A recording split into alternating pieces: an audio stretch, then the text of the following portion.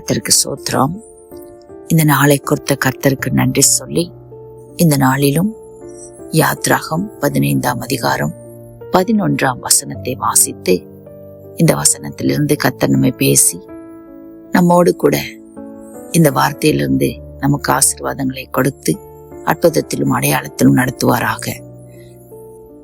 கர்த்தாவே, தேவர்களில் உமக்கு ஒப்பானவர் யார்?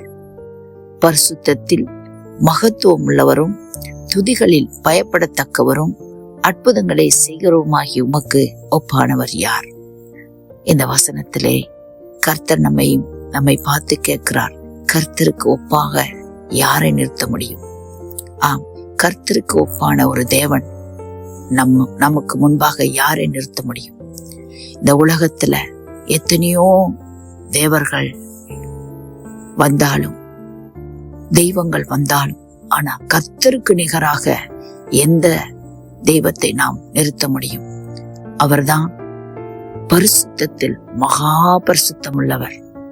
கர்த்தர் பரிசுத்தம் இல்லாத இடத்தில் வாசம் செய்யவே முடியாது. துதிகள் மத்தியில் வாசம் செய்கிறவர். அவர் அதிசயமான கர்த்தர். அவருக்கு அநேக பெயர் உண்டு. El Shaddai, எல்லோகி, Emmanuel. அவர் கைவிட தெரியாத கர்த்தர் கூட நம்மளை கைவிடவே தெரியாது. எந்த நிலையில இருந்தாலும் மன ரம்மியத்தோடு நாம் ஆராதித்து அவரை உயர்த்த கூட ஒரே ஒரு தேவன், நமது கர்த்தராகிய இயேசு மாத்திரம். நம்முடைய கர்த்தராகிய இயேசு ரத்தத்துக்கு வல்லமை உண்டு. அவருடைய வார்த்தை இருபுறமும் கருக்குள்ள பட்டயம். ஆகவே இந்த நாளிலே கர்த்தர் நம்மை பார்த்து கேட்கிறான், கர்த்தருக்கு ஒப்பான ஒரு கர்த்தர் உண்டோ, ஒரு தெய்வம் உண்டோ என்று சொல்லி. அற்புதங்கள் செய்வார்.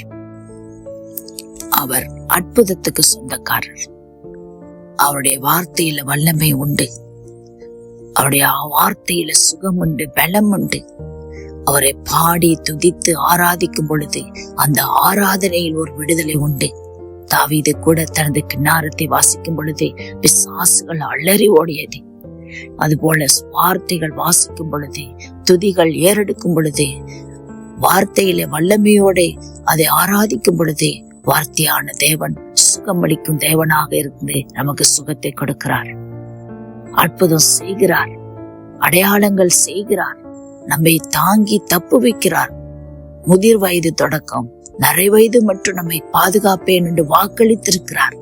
ஆகவே கர்த்தருக்கு ஒப்பான ஒரு கர்த்தர் இனி நமக்கு உண்டாக போகும். மேலே வானத்திலும் கீழே பூமியிலும் அவரே கர்த்தர். ஆகவே இந்த வார்த்தையான கர்த்தர், வார்த்தையான தேவனை ஆராதித்து இந்த நாளிலே நாம் ஜெபிப்போம். கர்த்தாவே, இந்த வசனத்தை நீர் கொடுத்து எங்களை ஆசீர்வதிக்கிறதுக்காக நன்றி. ஆண்டவரே, உமக்கு ஒப்பான ஒரு தேவன் இல்ல ஆண்டவரே. நீர் ஆராதனைக்கு தகுதியான தேவன் ஆண்டவரே. அதிசயத்துக்கு சொந்தக்காரர் ஆண்டவரே. துதிகள் மத்தியில வாசம் செய்கிற தேவன் ஆண்டவரே. எந்த நிலையில இருந்தாலும் எங்களை ரம்மியத்தோடு ஆசீர்வதிக்கிற தேவன் அப்பா. இந்த வசனத்தை கேட்டுக்கொண்டிருக்கிற உடைய பிள்ளைகள் ஆண்டவரை ஆசீர்வதிக்கும்படி நான் ஜெபிக்கிறேன்ப்பா. அற்புதத்துக்காக காத்திருக்கலாம் ஒரு வேளை ஆண்டவரே. இந்த வருட இறுதி வரைக்கும் ஆண்டவரே அற்புதத்துக்காக காத்திருக்கலாம் ஆண்டவரே. ஆனால் உமக்கு ஆண்டவரே சித்தமான வேலைக்காக ஆண்டவரே அவர்கள் காத்திருக்கத்தக்க ஆண்டவரை உதவி செய்யுங்க. இரும்பு தாழ்பால்களை, வெங்கல கதவுகளை உடைத்து ஒளிப்பிடத்தில் இருக்கிற புதையல்களை நான் உனக்கு கொடுப்பேன்னு சொன்னீரே ஆண்டவரே. எல்லா ஆசீர்வாத வழிகளை இவர்களுக்கு திறந்து கொடுத்து நடக்க முடியாத திருமணங்கள் தடைகளை உடைத்து போடுங்க ஆண்டவரே. வேலை தலங்கள் அப்படியாக ஆசீர்வாத காரியங்கள் ஆண்டவரே, என்னென்ன துன்பங்கள் துயரங்கள் இருந்தாலும் நீ விடுதலை கொடுத்து அற்புதமாக நடத்தி வரும்படி ஜெபிக்கிற. வியாதியில உள்ளவர்களுக்கு விடுதலை கொடுங்க ஆண்டவரே. மரண படுக்கையில் இருக்கிறவர்களை தூக்கி எடுத்து அவர்களை ஆசீர்வதிங்க ஆண்டவரே. உம்மால கூடும் ஆண்டவரே. ஏண்டா நீர் அற்புதத்துக்கு சொந்தக்காரர், நீர் அற்புதத்தை செய்கிறவர் ஆண்டவரே.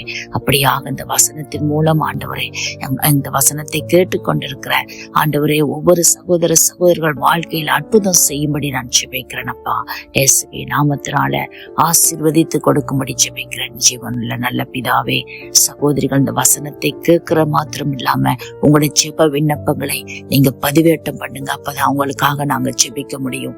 நாங்க பொதுவாக ஜெபித்தான். உங்கள் குடும்பங்களுக்கு தனிப்பட்ட தேவைகள் உண்டு, உங்கள் பிள்ளைகளுக்கு தனிப்பட்ட தேவைகள் உண்டு, அநேக காரியங்கள் இருக்கலாம். ஆகவே இந்த பதிவேட்டை பார்த்து சும்மா நின்று விடாதபடிக்கு இதை உங்களுடைய விண்ணப்பங்களை அனுப்பி சப்ஸ்கிரைப் பண்ணும்படி கர்த்தருடைய நாமத்தினால கேட்டுக்கொள்கிறேன். கர்த்தர் தாமே உங்களையும் உங்கள் குடும்பத்தையும் ஆசீர்வதித்து வழி நடத்துவாராக. ஆமென்.